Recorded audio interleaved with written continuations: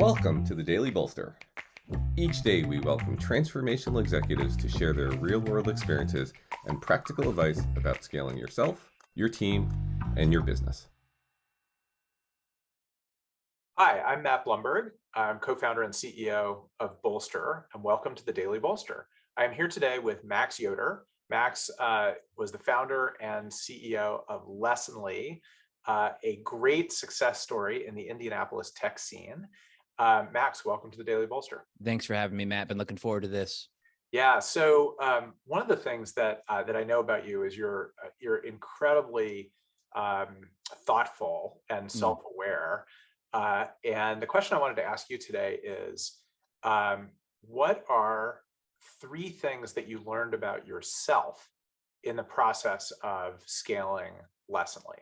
And first of all, tell everyone how big Lessonly got at the end, like how many employees or whatever your metric is. Yeah, we were 300 employees and right around 30 million in revenue. So for me, a very big business. That's a big business, especially to start it at 0. So yeah, what are 3 things you learned about yourself along the way? Yeah, self-compassion working for me was a big one. I have a very self-critical voice. I had one for a long time that was driving the bus, and that critical voice was very perfectionistic. And I thought it was something that drove me in a way that like helped me achieve things. And I think it did, but I think it had this shadow side of really making me way more insecure. And just, it wasn't this life-giving force. It was kind of this soul-sucking force that pushed me forward.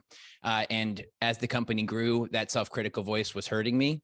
And I learned about self-compassion, which my way of describing that would be treating myself like my best friend might.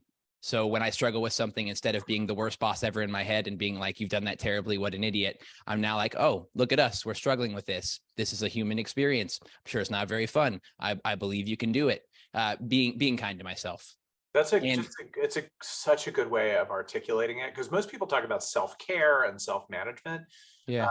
But I think all of us who start businesses have some level of imposter syndrome, Yeah. probably all the way through the journey. Right. Self-compassion is just it's just a great way of phrasing it. So I'm not sure there's anything more important than more self-compassion in the world, Matt.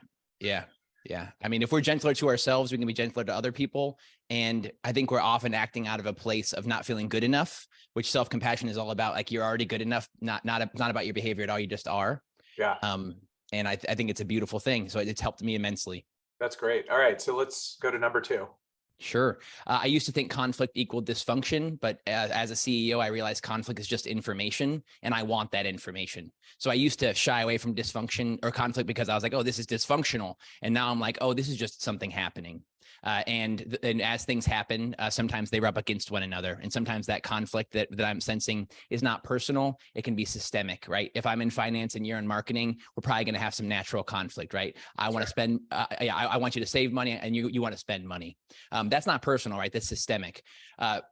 But digging into that conflict and figuring out the information behind it became very helpful and life-giving part of my whole life experience. So if I sense some conflict with my wife, and in my old world thought it was dysfunction, I might shy away from it. I might avoid it. Now I'm just like, hey, there's information here that I don't have yet that I can communicate with her and try to get, and I can do it gently and kind of more as an investigator as opposed to being defensive. That is great. There's a reason the phrase productive tension exists. So, amen. Yeah. It's all over. It's all over. But, I just had this warped view. Yeah. All right. Number 3. Well, I am addicted to stress. And when I say stress, what I mean is stimulation. So like there's 2 major, states of the body. There's the parasympathetic state, which is this fight or flight kind of, I'm stimulated and ready to go. I'm sorry, there's a sympathetic state, which is that stimulated and ready to go. Then there's this parasympathetic state, which is rest and repair. I spend not enough time in the rest and repair and too much time in the ready to go. And I just think that, kills a person over time. We need to spend more time in rest and repair. I know I do personally.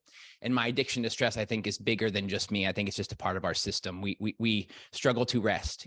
Ask somebody to sit alone in a room for even 10 minutes doing nothing. It's a challenge. And 10 minutes is not that long of time. Which, we need that stimulation. And I am actively working on undoing my addiction to stimulation, just slowly but surely over time, getting more rest. I napped every day as a CEO, and I nap even more now. I love that. It makes me want to go take a nap. Amen. Well, I hope that's not the effect I have on you for the rest of this conversation. Not at all. Max Yoder, thank you so much. That's great wisdom. Will you come back and do a longer form one with me that will run on a Friday? ASAP, man. Let's do it. All right. Thanks, Max. Thank you.